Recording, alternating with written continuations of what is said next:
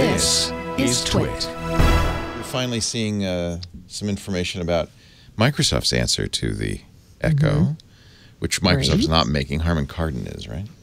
That's right. Bring Cortana home. She promises not to comment on your fashion. Right. Actually, not a bad selling point. Yeah. It is. I know. That would be a plus. Yeah, we knew as of last December that Harman-Kardon was building a Cortana-powered speaker. We knew that because Microsoft teased it then. Was that for WinHeck? Was that the timing of that? Yeah, or was it just like separate? right around that time, around WinHeck China, because that's the same time they released this Cortana devices SDK for OEMs to build these kinds of things. Yeah, right. Yeah. But then we've heard nothing basically since. Sure. The ones who've been reporting on this, though, are MS Power User. They've been doing some really good stuff. They found out the name of the speaker is going to be Invoke. Invoke. Oh, I like that. I think that's okay. Do you? Yeah, you like that? Yeah, because you're invoking it. Right. I thought we knew the name Invoke before, no? I think they found the name originally. Oh, okay. I got you. Yeah. Okay. Yeah. And then just a few hours ago, they reported that they have seen the interface for controlling it in Cortana on Android somehow, and that you will be able to control not just Groove music streaming, but also Spotify, Pandora, and a number of other music services. Good. That's critical, I think. That's good. But the question is, like, where is this thing? And who's going to test it? And when are we going to see it? All these questions, right?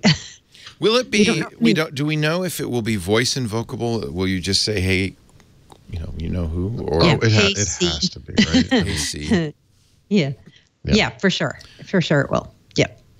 Well, I don't know if it has to be, but it's yeah. I mean, it's certainly I would want it to be. But remember, Amazon sold a version of the Echo, the Tap that you had to touch. Which, by the way, they then amended to make it so you didn't have to touch it. So maybe that was how they learned that was not a good idea. Sure. Well, yeah, just by not releasing anything, you can learn from all the mistakes of your competitors, I guess. Right. Well, I mean, that's the defense. When you say, well, Microsoft, you're 2 years late to the game.